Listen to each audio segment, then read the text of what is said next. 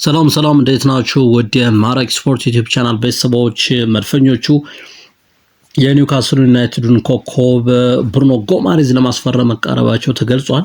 የ28 ዓመቱን ኮከብ ብሩኖ ጎማሬዝ ወደ ኤሚሬትስ ለማዛወር መድፈኞቹ ጠንክረው እየሰሩ መሆናቸው የተዘገበ ሲሆን ኒውካስል ዩናይትዶችም ሌላኛውን የብራዚል ኮከብ ዳኒሎን ለማስፈረም ንግግር መጀመራቸው ተነግሯል።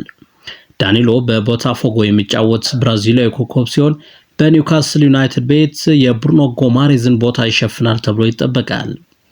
ዳኒሎ ወደ ቦታፎጎ ከመዘዋወሩ በፊት በኖቲንጋም ፎረስት ሲጫወት እንደነበር የሚታወስ ሲሆን ከኒውካስል በተጨማሪ ማንቸስተር ዩናይትድም የተጫዋቹ ፈላጊ መሆኑ ተመላክቷል። ብሩኖ ጎማሬዝ ወደ አርሰናል ለመዘዋወር በግል ጉዳዮች ዙሪያ መስማማቱን የተነገረው ኒውካስል ተጫዋቹን ለማዘዋወር የ85 ሚሊዮን ፓውንድ የዝውውር ሂሳብ የለጠፈበት ሲሆን በአንጻሩ መድፈኞቹ ለዝውውሩ 70 ሚሊዮን ፓውንድ መመደባቸው ነው የተነገረው። የኒውካስሉ አሰልጣኝ ኤዲ ሆዊ ከቡድናቸው አምበል ብሩኖ ጎማሬዝ ጋር መነጋገራቸውንና በኒውካስል እንደሚቆይ የገለጹ ሲሆን በተጫዋቹ በኩል ግን ወደ አርሰናል የመዘዋወር ፍላጎት መኖሩ ነው የተነገረው። የአርሰናሉ አሰልጣኝ ሚኬል አርቴታ የብሩኖ ጎማሬዝ የረጅም ጊዜ አድናቂ መሆናቸው የተገለጸ ሲሆን በቀጣይ ሳምንታት ከኒውካስል ዩናይትድ ጋር ያለውን ጉዳይ በመፍታት ተጫዋቹን ወደ ኤሚሬትስ አርሰናል ሊያዘዋውሩት እንደሚችሉ ይጠበቃል። በኒውካስል ዩናይትድ በኩል የብሩኖ ጎማሬዝ ተተኪ ተጫዋች የቦታፎጎን ኮከብ ዳኒሎን ለማዘዋወር እየተሰራ መሆኑ የተነገረ ሲሆን የ25 ዓመቱ ኮከብ ዳኒሎ ወደ ኒውካስል ዩናይትድ የብሩኖ ጎማሬዝ ተተኪ ተጫዋች ሆኖ ሊዘዋወር እንደሚችል ይጠበቃል። ከ2023 እስከ 2025 የውድድር ዓመት ድረስ በኖቲንጋም ፎረስት ሲጫወት የነበረው ዳኒሎ ወደ ፕሪሚየር ሊግ መመለስ እንደሚፈልግ የገለጸ ሲሆን በቦታፎጎ በኩል የ18.6 ሚሊዮን ፓውንድ የዝውውር ሂሳብ ተለጥፎበታል። ብራዚላዊ ኮከብ ዳኒሎ በኖቲንጋም ፎረስት ሲቲ ግራውንድ በነበረበት ጊዜ በጉዳት ምክንያት በርካታ ጨዋታዎች ያለፉት ሲሆን በጉዳት መደጋገም ምክንያት ወደ አገሩ ክለብ ቦታፎጎ ለመዘዋወር መገደዱ ይታወሳል። ወደ ፕሪሚየር ሊግ መመለስ የሚፈልገው ብራዚላዊ ኮከብ ዳኒሎ በኒውካስል ቤት የብሩኖ ጎማሬዝ ተተኪ እንደሚሆን ይጠበቃል። ብሩኖ ጎማሬዝ ጋር ከዓለም ዋንጫው በፊትም ሆነ የዓለም ዋንጫው እየተደረገ በነበረበት ጊዜ አውርተናል ያሉት የኒውካስሉ አሰልጣኝ ኤዲ ሆዊ በኒውካስል እንደሚቆይ ነው የነገረኝ ያሉት የኒውካስሉ አሰልጣኝ ኤዲ ሆዊ ከኒውካስል ዩናይትድ ላለመልቀቁ ግን ምንም አይነት ዋስትና የለኝም ሲሉ ተደምጠዋል። ብሩኖ ጎማሬዝ የቡድናችን አምበል ነው ሲሉ የተናገሩት አሰልጣኝ ኤዲ ሆዊ በኒውካስል እንዲቆይ እንፈልጋለን። በቡድናችን ውስጥ አብረን በሰራንባቸው ጊዜያት ሁሉ በጣም ታታሪ ተጫዋች መሆኑን እመሰክራለሁ ሲሉ ነው የተናገሩት።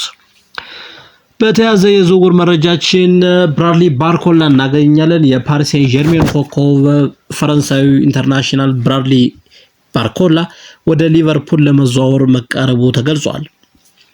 145 ሚሊዮን ፓውንድ የዝውውር ሂሳብ የተለጠፈበት ብራድሊ ባርኮላ የተለጠፈበት የዝውውር ሂሳብ ምንም እንኳን እጅግ ውድ የተባለ ቢሆንም ነገር ግን ሊቨርፑሎች የተለጠፈበትን የዝውውር ሂሳብ ግምት ውስጥ ሳያስገቡ ተጫዋቹን ወደ አንፊልድ ለማዘዋወር እየሰሩ መሆናቸው ነው የተነገረው።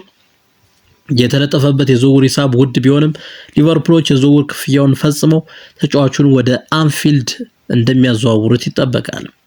ብራድሊ ባርኮላ የሙሐመድ ሳላህ ሆነኛ ተተኪ ተጫዋች ሊሆን እንደሚችል ይጠበቃል። ሙሐመድ ሳላህ ከሊቨርፑል ጋር ባሳለፍነው የ2024-25 የውድድር ዓመት ከሊቨርፑሎች ጋር ውሉ እንደጨረሰና ሊቨርፑሎች እንደተሰናበተ እናስታውሳለን።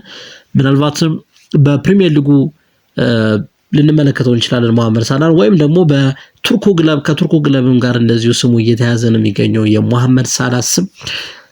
ስለዚህ ምናልባትም የተጫዋቹን መልቀቅ ተከትሎ ብራድሊ ባርኮላ የሙሐመድ ሳላህ ኮከብ ተተኪ ሁነኛ ተተኪ ሊሆን እንደሚችል ይጠበቃል። እስከ 2032 ድረስ የሚያቆይ ስምምነት ሊፈርም እንደሚችል የሚጠበቀው ብራድሊ ባርኮላ በግል ጉዳዮች ዙሪያ ከሊቨርፑል ጋር መስማማቱ የተነገረ ቢሆንም እስካሁን ግን ፊርማውን በይፋ አለማስቀመጡ ነው የተነገረው። ነገር ግን ድርድሮች፣ መነጋገሮች በወኪሎች በኩል ያሉ የድርድር ሀሳቦች ተጠናክረው መቀጠላቸውንና ሊቨርፑሎችን ብራድሊ ባርኮላን ለማስፈረም ፍላጎት እንዳላቸው ማሳየታቸው ነው እንግዲህ መረጃዎች እየወጡ የሚገኙት። ለብራድሊ ባርኮላ የተጠየቀው የ145 ሚሊዮን ፓውንድ የዝውውር ሂሳብ በጣም ውድ የዝውውር ሂሳብ መሆኑ ተገልጿል። ምክንያቱም የአስቶን ቪላው ኮከብ ሞርጋን ሮጀርስ ወደ ቼልሲ ያደረገው ዝውውር 117 ሚሊዮን ፓውንድ የተከፈለበት የዝውውር ሂሳብ ነው።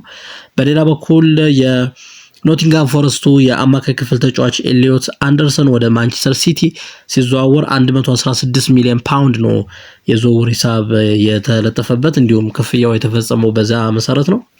ነገር ግን ለብራድሊ ባርኮላ የተለጠፈው የ145 ሚሊዮን ፓውንድ የዝውውር ሂሳብ ውድ መሆኑ ነው በተለያዩ የስፖርት ተንታኞች በኩል እየተገለጸ የሚገኘው። ይህን የውድ ሂሳብ ግን ሊቨርፑሎች ደፍረው ሊገቡበትና ሊደራደሩ እንደሚችሉ፣ ምናልባትም እንደተባለው 145 ሚሊዮን ፓውንድ መከፈል ባይችልም ግን ከ120 እስከ 130 ሚሊዮን ፓውንድ ድረስ ለተጫዋቹ የዝውውር ሂሳብ ሊከፈል እንደሚችል መላምቶች ተቀምጠዋል።